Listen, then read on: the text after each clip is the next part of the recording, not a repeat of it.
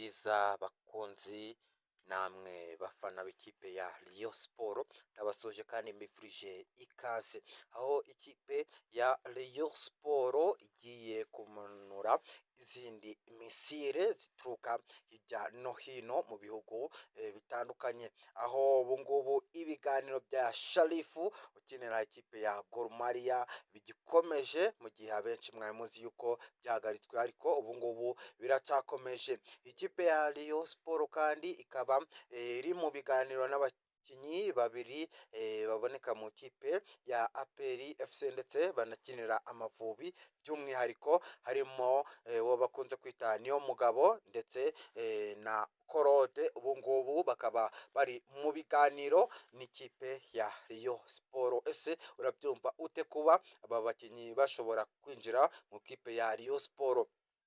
Ikindi kandi ikipe ya Rayon Sport mu makuru akomeje kugenda atugeraho nuko ngo ubu ngubu ishobora kuba igiye gusezerera Ndikumana Asumani. Ese ibi bintu urabyumva ute? Aya ni amakuru rero turi kugenda twegeranya gatanu kuri gatanu, ndetse kandi andi makuru nuko ubu ngubu imyitozo ya Rayon Sport iri gukorwa mu buryo bwiza, ndetse ku cyumweru urabizi ko ikipe ya Matare ikaba igiye kwipima n'ikipe ya Rayon Sport uko ibintu bimeze. Ese Rayon Sport urayibona ute muri uyu mwaka kuva mu Sekafa yarangira? Urayibona ute? Ese ni ikihe kintu uyitezeho umufana ufana ikipe nka Rayon Sport? Aho hari ingingo Francis yatangaje amagambo akomeye cyane kuri Sharifu ukinira ikipe ya Gor Mahia. Ibyo ni ibintu umutoza yaje kuvugaho ndetse abazwa byinshi kuri uyu mukinnyi ndetse n'ikintu amukundira ku buryo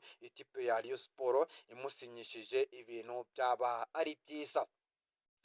Perezida wa Rayon Sport Murenzi Abdulayi yagaragaje ikibazo cye nyuma y'aho ikipe ya APR FC yanze gukina Super Cup ikivana mu marushanwa. Ibi ngibi Murenzi Abdulayi yabivuzeho amagambo akomeye cyane ndetse avuga ko ishyirahamwe ry'umupira w'amaguru hano mu Rwanda rikwiye kubyigaho kugira ngo bige kuri iki kibazo kuko ni ikintu gikomeye, kandi urabona ko iminsi nayo yagiye kugira ngo nabo bamenye uko ibintu bimeze ndetse bamenye n'uko bakwiye kwitegura. Mu gihe kandi wari perezida wa Ferwafa Shema Fabrice akiri muri gereza mu gihe bategereje uburyo yaza gufungurwamo. Ni Rayon 50 ikomeje kukugezaho amakuru yizewe kandi azira ibihuha. Wibuka kudushyigikira ukanda subscribe ndetse kandi ukibuka no gukanda kunzogera kugira ngo utaja ucikanwa n'amakuru yo mu kipe ya Rayon Sport tugutegurira umunsi ku munsi.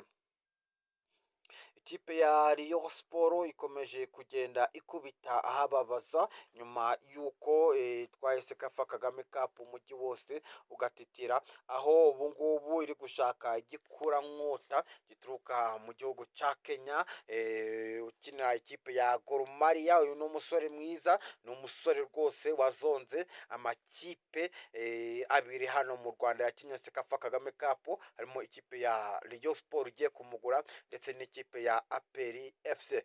Iyi kipe rero ya Rayon Sport nyuma yo kubona amafaranga yinjije muri Sekafa Kagame Cup ndetse bakizera n'umufungo wabo, bagiye mu biganiro rero n'uyu mukinnyi ndetse n'ikipe ya Gor Mahia, bamuciye hafi miliyoni zisaga hafi muri 400 z'amafaranga y'u Rwanda, ariko nyamara ibi ntago byari ibintu bikomeye cyane ku buryo Rayon Sport itari kumugura kuko amafaranga ifite ubu ngubu rwose ni amafaranga ayemerera kugura abakinnyi beza ishaka kandi yifuza.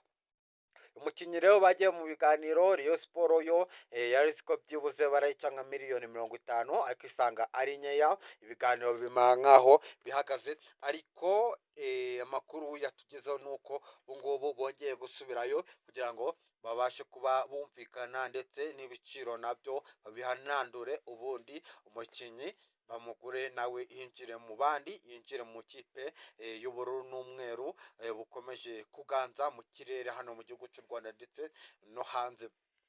Aho kandi ikipe ya Rayon Sports iri mu biganiro n'abakinnyi bo mu kipe ya APR FC harimo Claude ndetse na Niyomugabo na Ruboneka. Ukumva ko rero abo ni abakinnyi bose ikipe ya Rayon Sports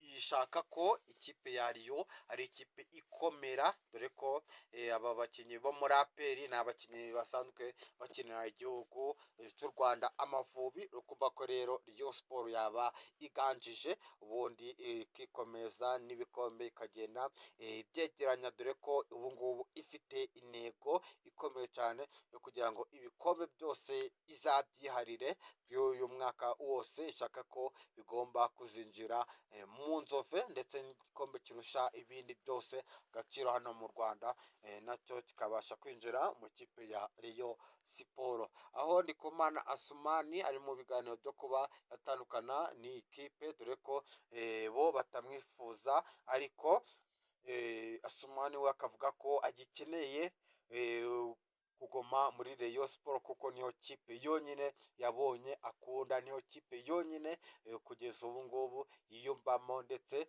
yumva yakomeza kwikinira ibihe byose.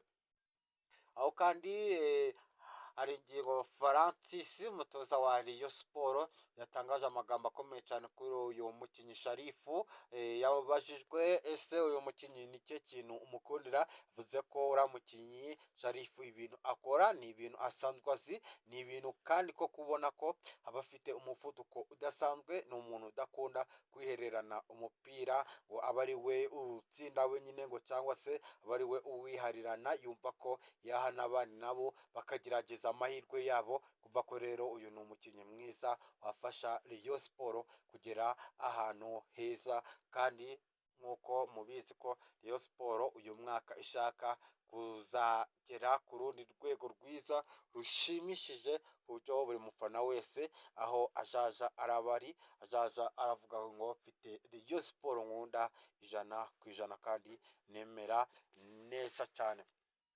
Aho kandi ubu ngubu perezida wa Rayon Sports yatangaje byinshi ndetse asaba Ferwafa ko gikwiye gufata umwanzuro bakamenyesha Rayon Sports niba koko iyo Super Cup izaba cyangwa se itazaba, kugira ngo babone uko bategura ibindi bikorwa byabo bya Rayon, ubundi yitegure n'imikino ya CAF ndetse na shampiyona. Ni Rayon 15 ikomeje kukugezaho amakuru